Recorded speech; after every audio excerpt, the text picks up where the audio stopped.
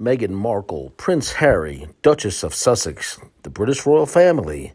Today on William Steele True Crime, you see a happy family. Meghan Markle in her childhood with Samantha Markle, her sister, and her father Thomas. Then you see the wedding invitation to the royal wedding that Samantha never received. The crowds, millions, tens of millions of people adoring Harry and Meghan. The Queen lit up in love with her Harry and Meghan in her virginal white, looking much like Miss Innocent. But is she? What went dark and wrong in this family? Why is there a lawsuit filed now by Samantha against Meghan? Welcome to William Steele True Crime. We appreciate our fans that follow me over here from my TV show on A&E, Inmate to Roommate. And just for you fans who've been asking, driving me crazy with this question, thank you so much for all the outpouring love and support. A fan told me I have 11.1 million views on TikTok. Now, I didn't even know what TikTok was. So I know now, and it's huge. And about the second season, I can't say officially one way or the other right now. All I'm going to say is if you want a second season, contact A&E. And anything more than that, I'm not allowed to say, but I will say stay tuned. Anyway, so you guys have checked out my podcast on my fan pages. Please hit like and subscribe if you like what I'm doing. I've been blessed to really have some incredible guests on my show from all genres. We have former law enforcement, ATF, celebrities, and the show is just growing, and I'm so thrilled. You know, I know I have an obligation to use my platform to help people and send out inspirational messages. And I'm going to keep this short because we have a guest who's standing by, and she's right there on screen. And I will let you know that she is Samantha Markle. Yes, she is the sister of the Duchess of Sussex in England, or the former Meghan Markle. So this is literally Prince Harry's sister-in-law. So she is embroiled in a situation, unfortunately, with her sister, and she'll say certain things and I'll say certain things, and of course we'll do the requisite, allegedly, at least I will, but this is her truth, and she's come to us with a lot of evidence about her side of the story, and her attorney Peter Ticktin is helping her. There's currently a lawsuit in the United States District Court for the Middle District of Florida. It's called a diversity lawsuit because depending on where people live, they have to decide where to file it. So here's a copy of the complaint. Now this complaint against Meghan Markle, Duchess of Sussex, filed by Peter Ticktin. He's got a law firm down in Florida, the Ticktin Law Group. He's also represented Donald Trump on litigation. He's friends with Donald Trump, wrote a book about Donald Trump. Phenomenal guy, wonderful guy. And this case is very, very troubling because it goes to the heart of statements that Meghan Markle has said really that appear extremely disparaging against her own family. And a lot of investigations have been done over these comments recently, and many of them come up with their lies, and we don't know why. We don't know why Meghan's doing this exactly. There's many theories out there. Samantha has some insights. And so we are really trying not to take sides here, but Samantha has a very compelling story and tons of evidence and photographs that have never been seen before or heard before that you're going to hear for the first time on this broadcast. I'm very grateful to have you on my show. It's a growing show. And although I have big fans from my A&E show, Inmate to Roommate, here I'm still a work in progress. And Samantha, with that being said, thank you so much for agreeing to come on my show. Wow, William Steele, thank you so much. It is such an honor to be here. Thank you, really. Wow. You're more than welcome. Now, we have been getting to know each other. We talk for hour after hour after hour, and you've shared some really interesting insights and sent us a ton of proof and evidence backing up everything you've said. So I appreciate that. Now, I want you to, for my audience, before we get to the litigation issues, and I know there's some you can't get in depth in because upon advice of counsel and they're in court, so you don't want to say too much. You want to speak through your lawyers. I know you've indicated that you regret that it got to this stage, but enough is enough. Things that were going on, enough is enough. I will say this for the record, Samantha. I don't know much about the royal family, but I know, Diana, Princess Diana, was beloved even by people here in America. And we see the horror that, her passing and the heartache it caused for Harry and her, you know, and for William, and as they were kids and everything. And, you know, we've been reviewing some of that footage recently. It's so heartbreaking. So these are people that have been in the public eye and traumatized terribly. And I think emotionally, no matter how tough Harry is, because he's a soldier, he probably still has a very, I'm not a psychologist, I know you are, but he's probably very vulnerable in some ways. And so it's just, we wish the best for the royal family, for Harry and for Meghan. And we're trying to help you get this story out. Please, for my audience, tell everybody exactly who you are, where you're from, and more than that, your I want to say your professional credentials, because they're extraordinary and they've been discounted, or people have saying they don't exist, or you're not in your right mind. We've done our homework. You're in your right mind. You're very, very articulate. Let's hear from you. Well, hi, everybody. My name is Samantha Markle. I was born in Markle in 1964, even though PR out there has been all over the, the map with trying to create a sense of separation since this whole thing began. What I think has been most shocking for our family is that we were a pretty normal family, even though we are older siblings. My sister was born at the hospital, brought home to our house. And for us, it was a wonderful, beautiful thing. But since the wedding and PR decided to go crazy about creating a separation of family for what seems like a very pointed reason, we were kind of in shock and cognitive dissonance because, we believed that we were a loving, pretty normal family, even with a difference in age amongst us as siblings, to all of a sudden have the media suggesting that you're not family, have the media suggesting that you're not credible, have the media almost eradicate your existence, was very shocking. I mean, I never thought that something like that could happen in this day and age.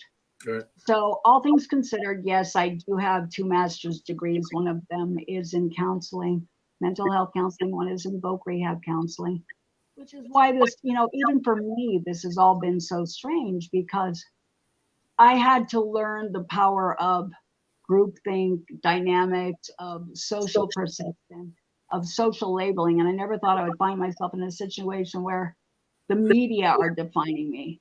The media are deciding whether or not I'm credible. They're putting bold font headlines into articles that are so far from who I am and who we are as a family that I went into a kind of a state of shock. I think we all did. And when it becomes so big with aggregate news that newspapers around the world are deciding who you are, no matter what you say, and you're just sitting back trying to set the record straight every day. No, this is who I am. This is what I'm about. This is us as a family, and nobody's listening. They're going to decide who you are. You can't fight that. You can't fight it when there are multi-million-dollar PR firms paying to shape a social narrative. And I felt like we were back in the 1600s when people were burned at the stake. No matter what you say, you can be a prominent school teacher, you can be someone who's affluent in the community, but if someone cries witch and that person is wealthy and that person decides to socially label you and villainize you, you're pretty much done. It's a character assassination that may as well, it's like you've got a body, but your character's been assassinated, so you may as well not even be alive. And that's what happened to our family. So as a counselor, I just thought, wow, I never thought this was possible. I thought we evolved out of this. Right. And here we are. So you grew up. Now, I saw the pictures that you shared with us, and other ones are public, but some you shared with us that are very private. You're very close to Meghan. She's on your lap. You guys are going to the mall. She's at your graduation. Even after she was famous in her own right, I believe you guys were still close. You gave her space. As big sister, you wanted her to live her life. What do you think started this animosity, the separation that maybe she feels for you for some reason? And it's almost heartbreaking because I do want you to tell my audience who your dad really is, because he's been portrayed horribly as well. and yet I understand he's won 2 Emmy Awards. Right. So Okay, so, more than that, we loved her. We loved her. I mean, children are a godsend. So when she came into our lives, giggly, bouncy, wonderful, we loved her. And we couldn't foresee a rift. In Los Angeles, people get busy, they have their lives. And I think in most households in America and most of the world, even as older siblings, you might have a job, you might go to school, and the younger child is in school all day, but you're still family. You come together at the end of the day, sometimes when you can, if you've moved out of the house, on the weekends, at holidays. And so I would say we were most integral in her life until she was 12, her formative years, which are significant and important.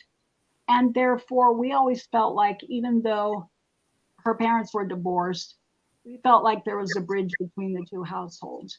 And we were always about 10 or 15 minutes away. And we never wanted her to feel, and her mom and dad made it a point to make her feel as though she had two households, one family, double the furniture, double the household material things, but one family that was there for her. So we never thought that there was a rift or anything odd, because it was very focal that we be a family and we do the best we could with our life schedules. We weren't silver spoon kids or a family. Right. So working and going to school was part of the course. And when you live your life like that, you don't feel like you're any less family because of those schedules. Right. It's just life.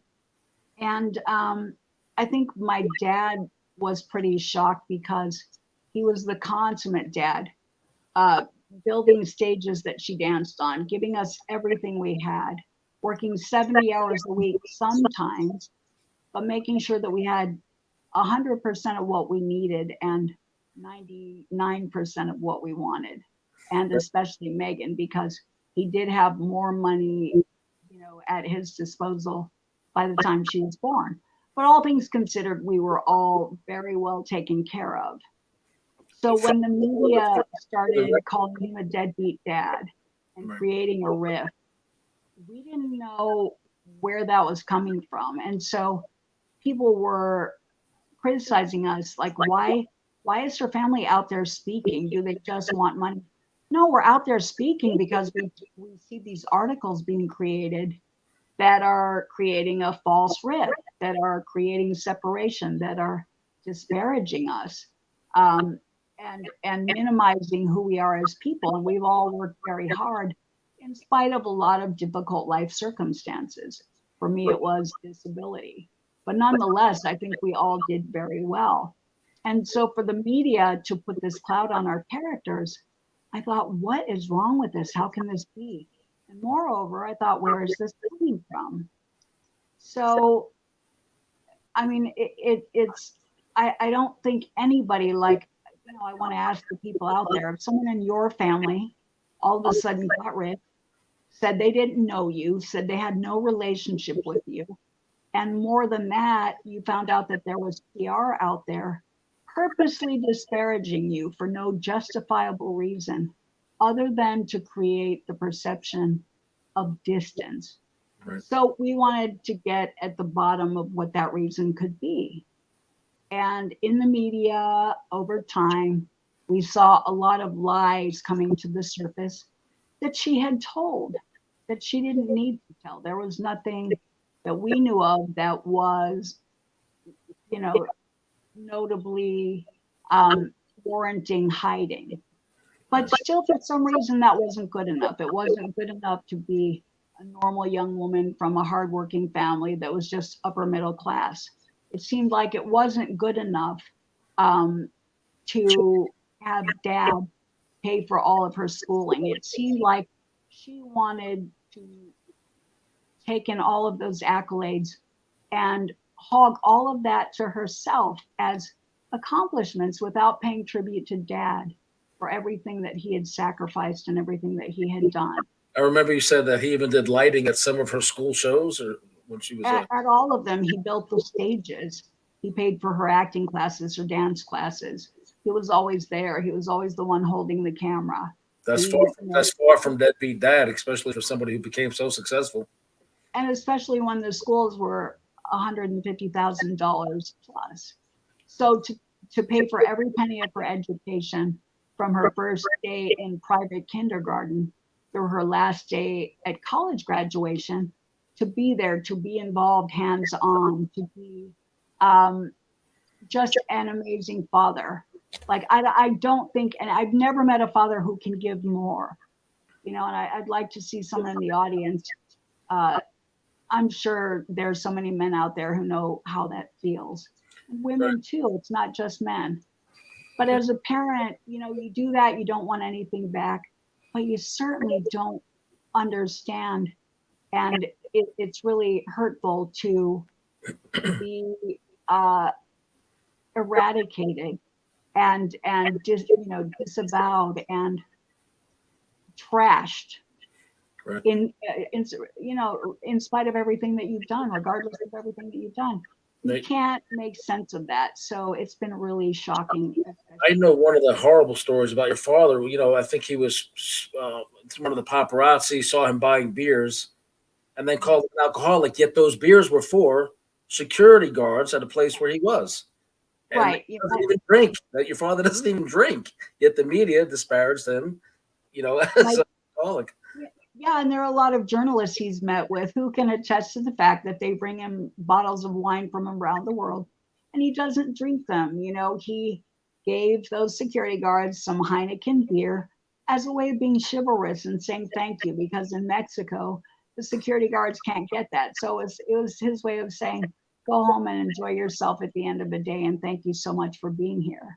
He, But paparazzi got him and spun a story that said, he's an alcoholic. And then after that, we see television hostesses like Sharon Osbourne saying, he's clearly an alcoholic. And I wow. just thought, wow, did you hear what you said? And she's had her handful of life challenges with substance abuse. But to call a man an alcoholic that you know nothing about was really shocking. So I thought, there's something to all of this. Why are people in the media jumping on this bandwagon, falsely judging and disparaging someone they know nothing about? This is really cruel. It really is like a feeding frenzy. What Uh, what what have you determined to be the basis of this negative press? What was it that the royal family, perhaps more so your sister Meghan Markle, did not want out or was afraid that you guys might mention if you were invited to the wedding? Because I know that you were not invited, your father was not invited, although publicly they said he was. He wasn't invited. right. So in the very beginning, and I've been publicly criticized, people said, well, Samantha was praising her sister in the beginning. Of course I was. I loved my sister, Right. right? And so I was wanting the royal family to see our family as we were and to know that Meghan had moral support and that we were really behind her. Um, and then we didn't know that there was another agenda, that the media had found all of us. I was living privately under my married name, which was kind of cool. I just didn't have time to change my driver's license yet. And I Right. kept it for my daughter. So to find out that journalists are locating us all, they've hired private investigators. They're going through the pipelines of utility bills and background searches. They found us all. And it seems like, and I didn't know right away, that there was this like this agenda and this goal of, oh my God, they've all been found. I've got to seal off the hatches and silence everybody. We didn't know what that was about. Within a week of the first interview that was positive, we started seeing tabloids write disparaging articles about the family, calling my dad a deadbeat dad, saying nasty things about me, calling me a jealous hag. And then we were out there, once we realized this, we were like, what are they talking about? I've got to set the record straight. So I would tweet and I would contact them. And when they contacted me to do interviews, I was saying, this is true, that's not true, this is true, that's not true. And I felt like I was like on the defense about things that were not real. So that was very weird. And I thought, oh, okay, but I did an interview. We set the record straight. Someone on Twitter said, Samantha, do you think they're swatting the hornet's nest? Do you think they're asking you more questions and wanting to do more interviews so they can write more negative stories about you? And I didn't know what was going on. And I found out that there was an entrenched media agenda against us because we had been located. And I didn't find that out until much later. But we were always in this cycle of trying to set the record straight. They would write more articles. The public would say, why don't the Markle family just STFU? Like, why are they out there doing articles? They must be money grubbers trying to glom onto their sister. No, the public didn't know that people were writing negative articles. We were doing more interviews to correct those articles, not to make money. It was like this weird vicious cycle. You were trying to play catch up, and it reminds me of the saying that says, "A lie can travel around the world while the truth is still trying to put on its pants." So you're trying to play catch up. You have no resources like your sister has, and like the royal family has, and you're like, "What in the world's going on? You're turning my life upside down for what? For what reason? I love you. What are you doing this to me for?" And it was weird. And then on the flip side, we would say something in an interview, and then even words that we didn't say that were in bold font headlines, like the princess pushy thing, or those were not our words, but it seemed like she was upset thinking that we said those things. And I'd said in interviews, if you don't see my mouth move and you don't see me say it, you can't say I said it. Right. And I didn't know how aggregate news worked at that time. I didn't know about how paid PR worked. And I didn't know how powerful PR firms were at shaping a social narrative, at shaping social perception about realities, about politics, about individuals. So I didn't know how the game was played yet. Between the palace, I guess, PR, spin, and I think you said that your sister and Harry have a firm that was representing the Clintons, and I don't know if you want to get into that and how you're able to make these connections and how you made these connections, that this was what was going on to spin a false narrative about you and your father. Well, it was kind of terrifying for me as a degreed mental health counselor, and I had passed an FBI background check. So I saw an article come out that said I was on a fixated persons list. And oh my God, first of all, I knew that couldn't be true because I had just passed a background check that was pretty extensive. So I was like, where is this coming from? Oh my God. And that was just one article. But when I Googled myself and I saw it around the world exponentially like wildfire in the smallest towns, I thought, oh my God, I'm a witch being burned at the stake. What the hell is going on here? It was truly terrifying because I couldn't sue them all. I couldn't contact them all. I didn't have the energy. And more than that, I didn't know where it came from. Mm-hmm. So I got a lawyer in London who works at a defamation law firm to do some research, make some phone calls, contact Scotland Yard, contact the Met Police. And I wasn't in their database. I wasn't in their computer. That was never true. It was a PR. So it was a PR at the behest of your sister, it seems. That's what I found out. And it was reported that a protection officer of hers got it from her and then went to the London Times. Wow. But I thought, you know what? This is really demented. It has no merit. It's very cruel and vicious.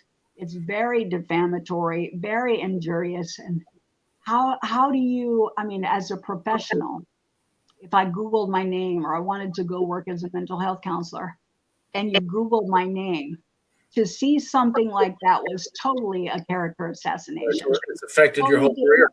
It's affected your peace of mind, your faith, your career, everything. From what I know, if you look this stuff up, it's like you look like you're unstable until we see documents, which we have now, and we spoke to you at length. Well, I work. I think anybody who's in a wheelchair, and this is not a defense, we adapt, we overcome. Life is a gift. I'm not a victim because I'm in a wheelchair, but I can say I worked long and hard in a wheelchair, getting through doors with books on my lap, in between classes, really wanting to make a difference. I thought, even in my wheelchair, I'll be a counselor. I'll help people and help be their voice who may not have it, because I may not be able to walk, but I think God is pretty amazing. I have gifts. I have a voice. I can use it to help other people. So Right. everything I worked so long and hard for, all of a sudden these tabloids and this PR agenda is going to take that away from me. With some I people, thought it was incredibly cruel. your sister, knowing the platform she has, she's an educated woman. She's very articulate as well. Then she became famous in her own right. She knows that her words, a celebrity's words, spread out and have consequences, and not all fans are stable. On top of that, she marries into the royal family. We just reviewed the wedding today. My God, the crowds. I can't even imagine how saying one thing negative about a person from somebody who's originally she was very beloved, saying something negative about you, you'd have people coming out of the woodwork after you, and I understand you did. You picked up stalkers, death threats. Your sister, in my opinion, now I understand Harry. I think it was the Queen. I don't know how it all works. Forgive me, Harry, and everybody in the royal family. If typical New York guy, I don't know how all this works. But aren't you guys like the head of the Church of England? I think, or the Queen was the head of the church. So we all share a common faith in God, Jesus. I know you do. I'm sure your sister probably does. Harry certainly does. I've heard him, discuss a few things. Why don't they look at the bigger picture and look at life as something of a matter of reconciliation and forgiveness for any real or perceived slights? I mean, I don't understand how they can sit back. They're getting demonized big time in the press right now. And a lot of this because you have the proof that what they're doing is a lie. Megyn Kelly, a famous journalist, did an expose. How many lies did she catch your sister in?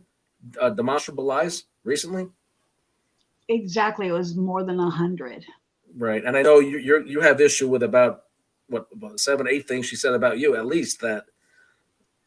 Well, here's the thing. The hypocrisy of it all was what was so shocking, when you got two people out there who are positing themselves as ambassadors for Invictus, a Right. charity that deals with disabled veterans. And, although I was in the Air Force a limited amount of time because of MS, I was also in the Air Force. So to see them pay PR, and I heard that this was the case, to go after and destroy and defame a woman who has done nothing wrong, who is taking her degree and trying to help people in a wheelchair, in my opinion, was psychotic. First of all, humanitarians don't behave that way. If for whatever reason she believed that the media was true and that the bold headlines were true, she could have come to me and said, "Babe, is this true? Is that true?"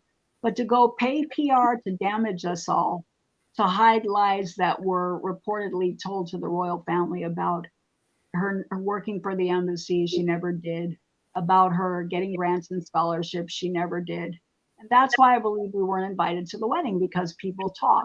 So instead of just being honest and being kind and grateful to family, it seems like the whole agenda was to disparage everybody, to hide her own porcupines. And there have been several hundred, more than 100 that have come out, to, humanitarians. If you don't agree with someone, you engage in conflict resolution. I'm not. You I'm have not. conversations. I'm not. Right. You say, I'm not from England, but I think that's Cockney rhyming slang for lies. Porky pie. porcupines, porcupines. Pig That's right. lies, like that. Sorry. Piers Morgan introduced me to that term. So, but, rather than be present in the moment and be a humanitarian who is capable of diplomacy and conflict resolution, she could have come to us and said, "Is this true? Is that true?" And we would have said, "No, that's a tabloid construct." But instead, we were being attacked in a wheelchair. Talk about being kicked when you're down and trying to get up and trying to make the most of your life. And Not a Harry, wheelchair. and Harry himself knows you're in a wheelchair, that you're completely disabled, Right. and yet And he's the head so, of Invictus or one of the spokesmen for Invictus, and you're a veteran. right. Yeah. And so to make it harder on me, I think was incredibly cruel. And at no point did either of them come out and say, look, we see the media being really cruel to the Markle family. Please be respectful and kind to our family. They didn't defend us. At one point, Harry came out. And see, this is where they can't say they didn't have the power to stop it. Right. Because Harry came out and defended Meg, saying that he felt like the media was being racist. So he demonstrated that he had the power to come out and set records straight, yet he never did that for our family. And it's like they sat there in the Coliseum and just watched us all be tortured. And at no point did they stop it.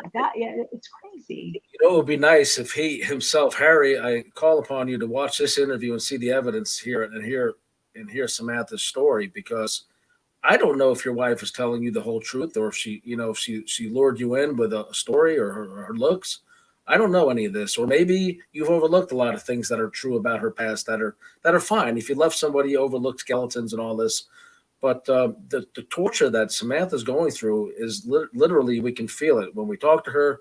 There's upset. She's very articulate in explaining it, but there's tears because she has picked up stalkers because of the comments that your wife's been making to the media. She has been demonized completely and picked up very dangerous stalkers. And it's not fair. And the issues that of concern that were brought up are not truthful. And you guys have an ability to end this. I mean, do you agree with bullying? Stand up against it. You guys are famous. You're very wealthy.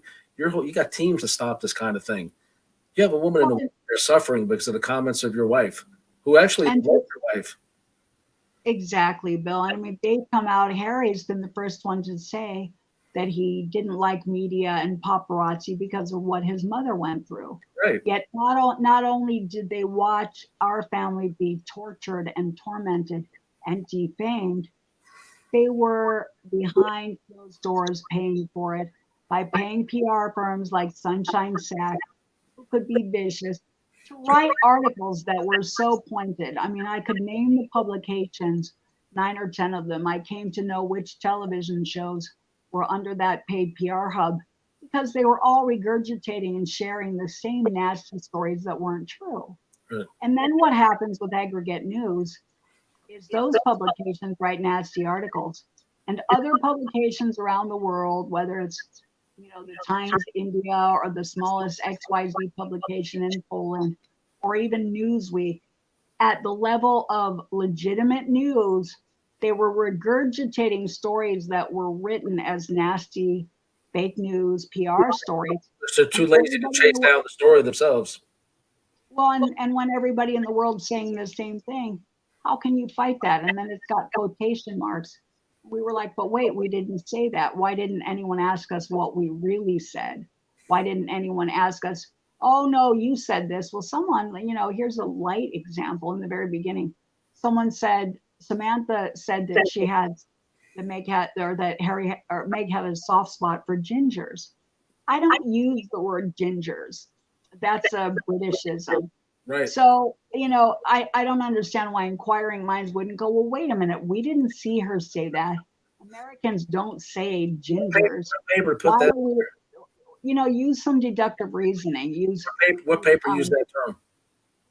Yeah, use logic and reasoning skills.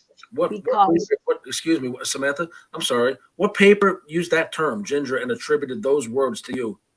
That was The Sun. The Sun, okay.